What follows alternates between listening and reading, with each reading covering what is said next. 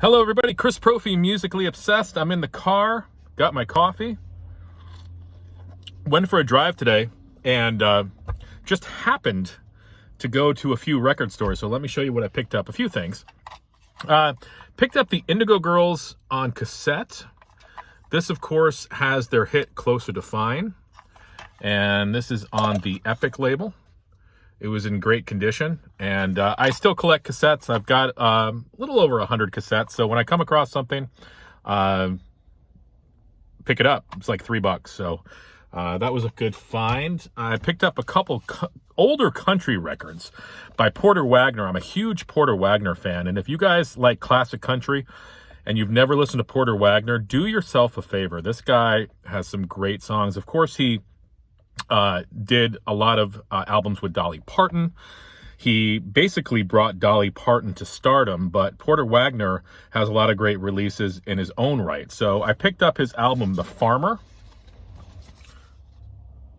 And I don't know too much about this record. It came out in 1973. And both of these Porter Wagner albums are in near mint condition. They're on the RCA label. Dynaflex RCA, and this has tunes that I don't know of, but I like Porter Wagner, so definitely was excited to find that. I also picked up Porter Wagner's Highway Heading South, and this is on the RCA label as well. This is 1974. Again, I'm looking to see if I know any songs on here. I mean, he does a Dolly Parton song called Frida. He's got a lot of originals on here as well. Again, I love Porter Wagner, so I know I'm going to dig this record. And this is on the RCA label. Again, this is in near mint condition. Happy to find those two Porter Wagner albums. Remember, I showed you that Indigo Girls cassette. Well, I also found their first album, Strange Fire, on vinyl. And this is on the Epic label. I was excited to find these. The Indigo Girls, the early Indigo Girls stuff is hard to find in good condition anyways. Again, this is on the Epic label. Near mint, the vinyl looks like it's never been played. You know, you've got the lyric insert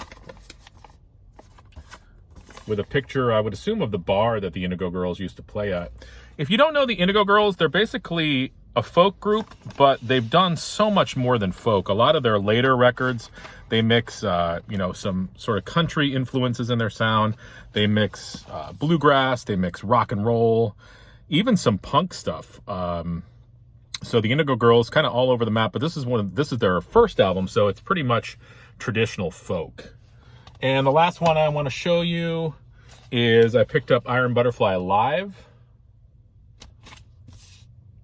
And this is a reissue. It's on Atco, but it's a later Atco label. It's that white Atco label. Excited to have this. I have this on CD, but they do a blistering version of In-A-Gadda-Da-Vida Live on here, 19 minutes long. And always love the cover art of this record. So that's what I picked up. I'm going to drive home right now. I'm going to enjoy my coffee. And then I'm going to spin some records. All right. Happy New Year, everyone.